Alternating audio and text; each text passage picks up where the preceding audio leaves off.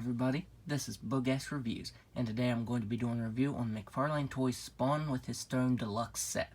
So before we take a look at Spawn, let's take a look at all of the accessories that he comes with. So first up, Spawn comes with his base, and he stands pretty well on his own, so you really don't need this.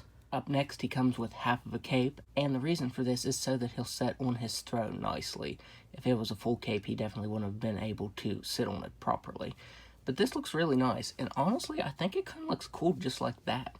It's got some really nice texturing, some sculpted tears in it. It has some great sculpt detail to it. Like I said, I really like the way this looks, and a really bright silver paint for the chains and the skulls right there. That looks pretty awesome, I have to say. And finally, Spawn comes with his throne, and the sculpt detail to this is amazing. It's got insane texturing, the skulls are sculpted really nicely. It has bugs sculpted on it, a bunch of skulls, tire, you get a saw blade, a gun, you get some more sculpt detail at the top of skulls, you get a rib cage right here, spines on the back, and it has some nice black paint over top of it. That black paint really brings out all of the sculpt details very nicely. I do feel like some of these pieces, like the tire and the gun, could have had a little bit more paint detail to them. But man, the sculpt detail to this is insane. Here you can see a piece of his cape draped over the side, and that looks really good. So there Spawn is on his throne, and he sits on there very nicely. The articulation on him is really good, and it allows for him to sit in a really natural looking pose. And as I said, the reason for half the cape is so he can sit on there properly. And I think it drapes around the figure really nicely, especially when you have him in that sitting position. So I'm glad that McFarlane Toys chose to do this with the figure, because I think the half cape really works, and it looks really good on the figure, especially when you have him sitting. The cape almost looks like it's attached to the back. That's how well the piece flows. So now let's go ahead and take a look at Spawn himself. Surprisingly, this is actually all new pieces. I really thought this used more pieces from the Mortal Kombat Spawn, but these are actually new sculpted pieces. I don't know what actually made me think that these were the same body molds, but as you can see, he has the wider logo, and this time it's done in a really crisp white color. This was like a dirty tan color. I don't know what color you'd really consider that. The belts are new. If you look at the body, his body on the Mortal Kombat one has some texturing to it, and this one doesn't. Well, it has a little bit of texturing, but it doesn't have those sculpted lines all over the body. Like here you can see on the new version's head, it's smooth, and on this one it has those sculpted lines on it. And the legs are, of course, different. Even the boots are different. The gauntlets, just everything about this figure. Like I said, I knew it was going to have some new pieces, but I really thought it reused some parts from this one. But no, it doesn't. It actually uses all new pieces, and I'm really happy for that. I just really like the colors on this one a lot more. I think this is actually my favorite retail release Spawn figure. My favorite Spawn figure of all time is still the Kickstarter one, but for the new wave of Spawn figures, this is definitely my favorite. I think this Mortal Kombat Spawn figure has been dethroned by the Spawn with the throne. McFarlane Toys did a really good job on this. I really like the black color they went with for the suit. On the Mortal Kombat version, it was like a weird grayish black color, and the lines on this one are done in a crisp white, and that looks really nice. The skull logo looks great. The bright silver that McFarlane Toys used really stands out. It definitely would have been cool if we would have gotten some real chains instead of these rubbery ones.